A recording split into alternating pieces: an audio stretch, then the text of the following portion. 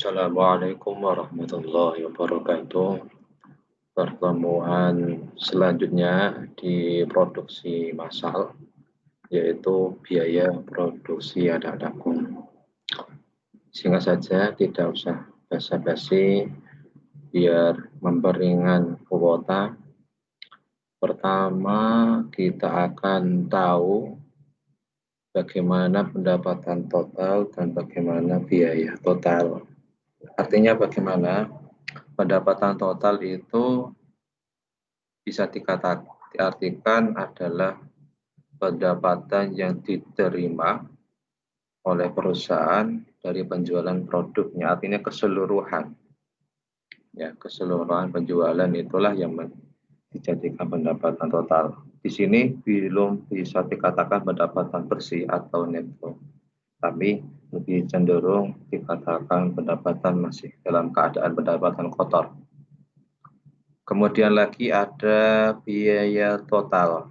Biaya total ini adalah kegiatan atau biaya dibayarkan oleh perusahaan untuk membeli segala apapun input keperluan produksinya.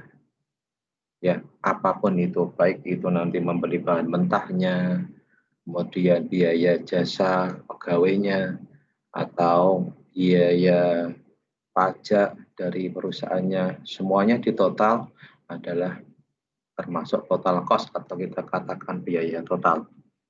Itu yang Pak Khalid akan sampaikan di pertemuan ketiga ini. Nah, di sini kita akan membahas sedikit dan untuk selanjutnya akan kita bahas minggu depan, yaitu revenue atau kita kenal dengan R. Nah, di sini revenue dibagi atau fund di cabang-cabang menjadi 3 anak-anakku, yaitu pertama TR, total revenue, penerimaan total. Kemudian lagi ada penerimaan rata-rata atau AR. Begini, penerimaan total itu misalkan sehari perusahaan kita, perusahaan roti katakanlah. Biasanya Pak Kolik kalau ngajar itu pakai roti ya, supaya lebih nyaman dan lebih diingat. Totalnya penjualan roti itu dalam sehari misalkan 2 juta, hari berikutnya 3 juta, hari keempat 2 juta lagi, hari kelima 2 juta lagi. Nah, itu total revenue. Nah, 2 jutanya itu masuk ke AR atau penerimaan rata-rata. Ada lagi penerimaan marginal. Itu untuk revenue-nya dibagi menjadi 3 anak-anak. Lanjut lagi.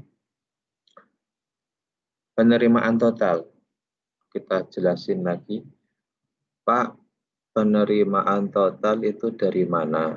Nah, di sini penerimaan total atau TR, total revenue, yaitu rumusnya adalah harga barang dikali jumlah barang. Rumusnya itu harga barang dikali jumlah barang. Misalkan roti yang kita umum ya, harganya 2.000. Lakunya 5.000, ya sudah 2.000 kali 5.000. Itulah menjadi rumus penerimaan total. Kemudian lagi penerimaan rata-rata. Di sini ada rumusnya, yaitu TR atau total revenue, ya, penerimaan total dibagi I atau jumlah barang. Nah, itu untuk penerimaan rata-rata. Jadi misalkan gini, penerimaan total kita menerima 2 juta. Jumlah barangnya ternyata 2.000. Ya sudah, 2 juta dibagi 2.000. Seperti itu. Ya. Nanti bisa dipraktekkan, kita hitung-hitung. Nah, misalkan kita membuat perusahaan bayangan, Bapak nggak ada duitnya kok ngitung-ngitung nggak apa-apa. Siapa tahu nanti kalian menjadi orang yang betul-betul hitung-hitung tergese punya usaha sendiri. Ya. Lanjut lagi penerimaan marginal di sini ya, yaitu rumusnya tambahan penerimaan total. Kita bisa simbolkan dengan segitiga sama sisi tambahan penerimaan total dibagi tambahan jumlah barang. Nah, penerimaan marginal tambahan ini berbeda. Misalkan bukan bukan barangnya ya, tapi tambahannya. Misalkan kita ada pesanan. Nah, pesanan yang mendadak. Biasanya kita hanya memproduksi roti 2000, ternyata ada pesanan dari mungkin teman kita, relasi kita, menjadi 2.500, pesanan 500 roti katakanlah. Nah, itu tambahannya dibagi tambahan tambahan penerimaan total dibagi tambahan jumlah total menjadi rumus atau hasilnya adalah penerimaan marginal. Itu tentang revenue anak-anakku. Nanti kita lanjut di minggu depan tentang revenue. Ya, semoga nanti bisa paham semuanya. Kita praktekkan hitung-hitungannya. Yang penting kalian belajar di rumah, jaga protokolnya.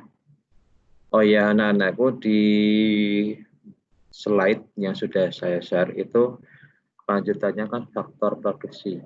Nah, silakan dibaca-baca dulu ya, besok atau nanti kita akan bahas lewat WA group. Faktornya itu apa saja, Pak? Ya, usaha itu macam-macam. Ada usaha, kalau kelas 11 saya sudah pernah jelaskan, itu ada usaha turunan. Turunan itu ayahnya punya perusahaan, dia yang nurusin. Itu ada usaha hasil dia limpahan perusahaan orang lain. Misalkan kayak di sini ya, itu seperti HM Sampurna, itu kan yang bagian Amel itu kan dilimpahkan sama Marlboro, ya dijual sama Marlboro katanya seperti itu. Nah, itu seperti itu perusahaan hasil limpahan dari perusahaan lain. Ada model usaha model yang sekarang kita kenal, yaitu franchise.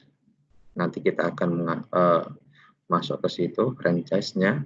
Franchise itu bagaimana sistemnya, piye, kita akan bahas tentang itu. Cuma nanti gak usah buru-buru ya. Itu dulu pertemuan ini saya cukupkan. Assalamualaikum warahmatullahi wabarakatuh.